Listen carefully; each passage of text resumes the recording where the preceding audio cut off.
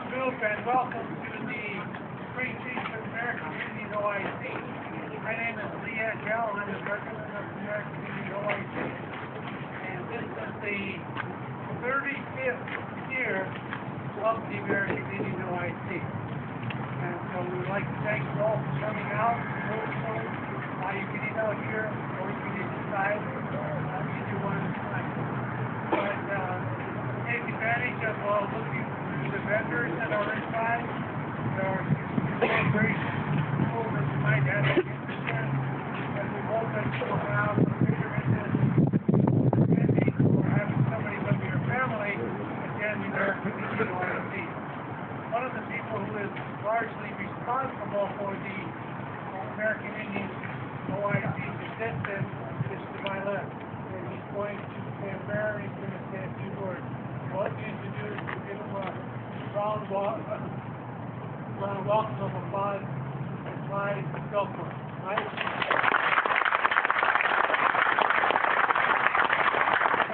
How do you do? John, the way we're done, we take your cause, we teach out your name. We should not be the kitchen dog, this fire society. Gathered at the sacred place on that, American Indian movement. My spirit name, which I didn't have when this movement formed in July of 1968. Indian names were forgotten. Nobody had names. I was at a meeting recently and the room was full and I asked people to introduce themselves, even little children, 3, 4 years old. Everybody had introduced themselves at that meeting, give their Indian name, their spirit name, and what it meant and what clan they belonged to. That's how far we have come in the last 44 years. You know, this way of life that we enjoy today was outlawed by the federal government. Solution, what I call organized religion. Christian churches, they played a big role in stripping our mothers and fathers of their language and their traditional way of life. I remember when the American Indian movement formed, my mom was scared. You know, and I started telling her what we're going to do, and she said, oh, you got to forget about the past and think about the future.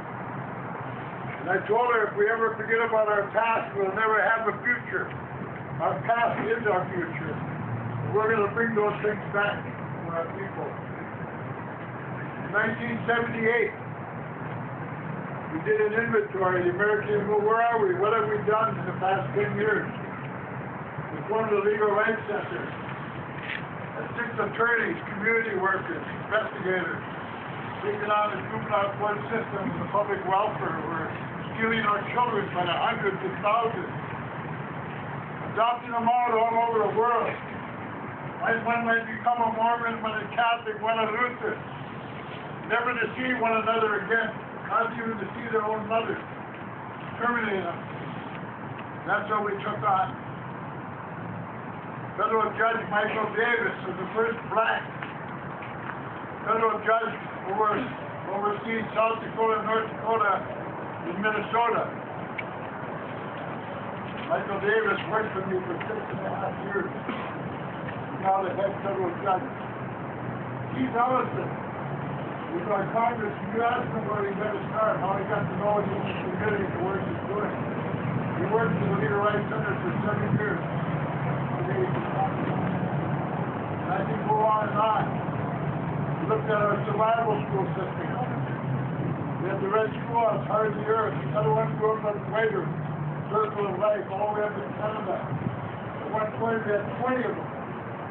20 alternative schools that are teaching our language, our culture, the traditional way of life. And today, the very tribe, the people that were condemned us, now they all have their own tribal schools. Community colleges. That all started with the American Indian movement. We built the first urban Indian health program in America. Called the Indian Health Board. Our people don't know this system. It was founded by the American Indian movement. Now we have the Native American Community Clinic, our own dental offices, serving hundreds, thousands of people over the past 40 years. Bill Lillard, the United Tribes. Now it has Indian preference. It's like a tribe. It has Indian preference. Save that program. They try to shut us down. The American Indian woman stood up tall and strong. There was no powwows here. To hear that drum was silent.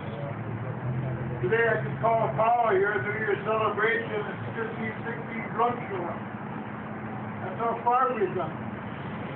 When we looked at the program here, Minneapolis, all the good things that were happening, hundreds of thousands of people that were served, we found out that our economic conditions never changed. Highest unemployment rate in the nation, no training like we have here. I started being concerned about that. I found out there was millions of dollars spent all over America to quell the civil disorder, particularly in the black community, following the assassination of Martin Luther King. Millions of dollars. Right here in the Twin Cities, we had O.I.C. and we had Ramsey County O.I.C. None of them were serving Indian people. None of them. And I started to make some noise about that. You gotta make some noise when conditions get like that. You gotta stand up. And I started to I'm gonna file a federal lawsuit. Yeah. Federal lawsuit against the state of Minnesota, the city council, everybody involved, the federal government. Block all federal funds to put it in here to Minnesota and to the city until they develop a program to train Indian people, employ Indian people, and put them to work. Boy, did we have started moving. Next thing I knew, I was thrown in by John Bolger and his wife, the first non-black people we had of all these in America, in the area. I don't know if I'd meet Dr. Sullivan. I said, sure. I went to Philadelphia, old place called but they call it the Lion of Zion. We had 180 job training programs going in this nation and around the world. Billions of dollars, trained over 1 million people. Million people were not in the business. He sat me down, he said, you guys keep moving the CIA. You knew its history. About $5 billion damage, he said. 3 months later, you were moved to me, surrounded by all the armed forces. Tell me, why did you do that? Dr. Sullivan, 6'9",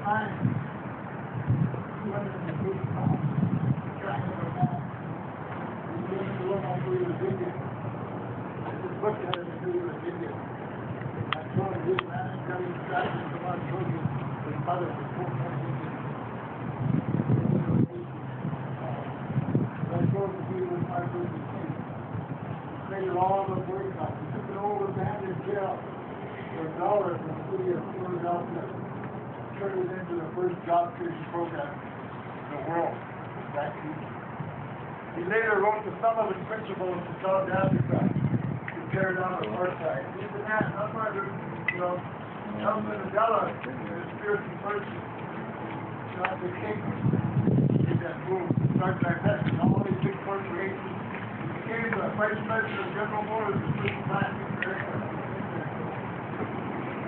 The vice president. In 4 years, it resolved. Took all these high-level executives.